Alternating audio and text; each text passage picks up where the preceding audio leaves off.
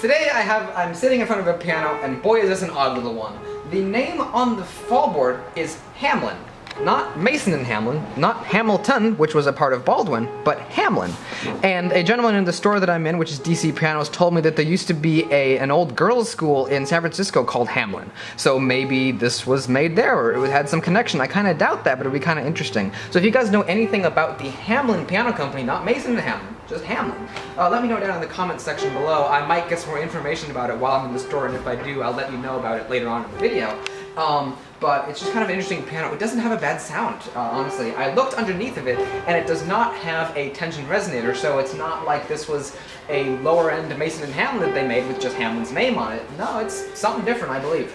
And it doesn't have a full perimeter plate like a Mason and Hamlin does, although I was told that smaller Masons, other than the 7 and 9 foot model, do not have the full perimeter plate, so perhaps this wouldn't anyway if it was a Mason.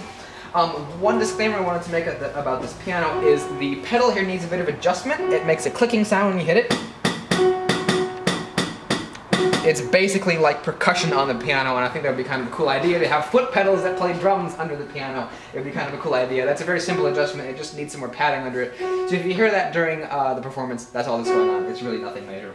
So I thought that I would play my original composition on this piece that I wrote to demonstrate pianos. This piano really has a pretty nice sound, and it's quite nice. Another thing I wanted to mention about it is that it has ivory keys. As you can see, there are some small chips here and stuff, but the piano has ivory keys, which is really nice. Ivory keys, your fingers really stick to them, and they even help absorb sweat if your fingers are sweating, which is a really nice feature. Many pianists absolutely love ivories. Unfortunately, they're not available anymore, but when if a piano has ivories on it, an older piano, people just love it. So hopefully you enjoyed this performance of my little song.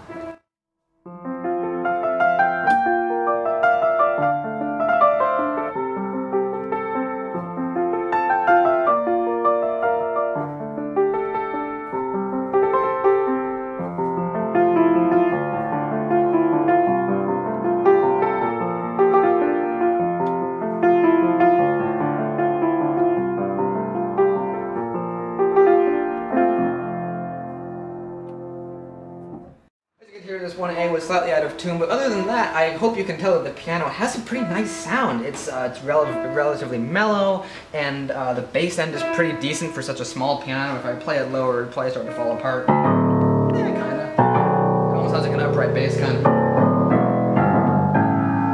a little bit. So if you replace the bass strings on this piano, it would probably really start to come alive. And so hopefully you've enjoyed this video of this unusual Hamlin piano. As you can see here, the harp also has nothing in common with a Mason and Hamlin piano.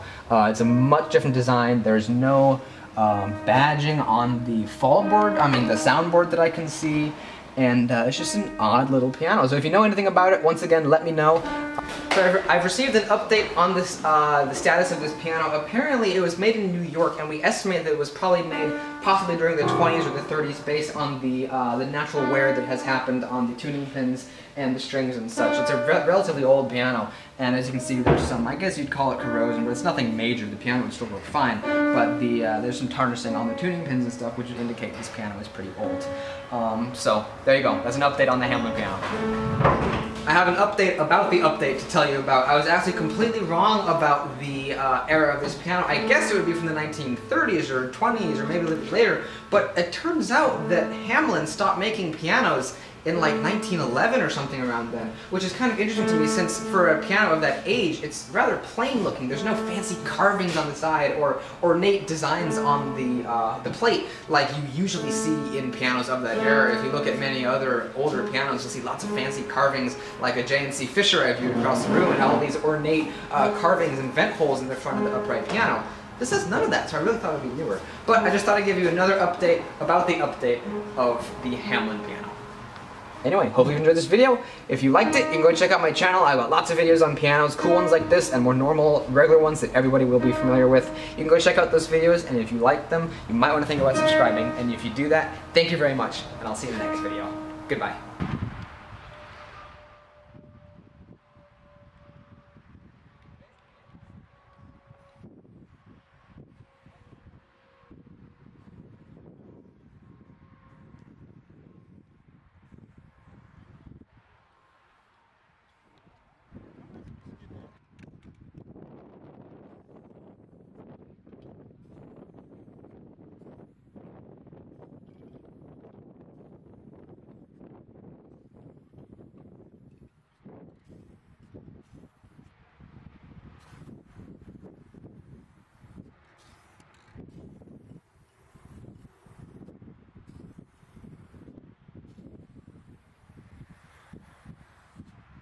I have left my mark on the car.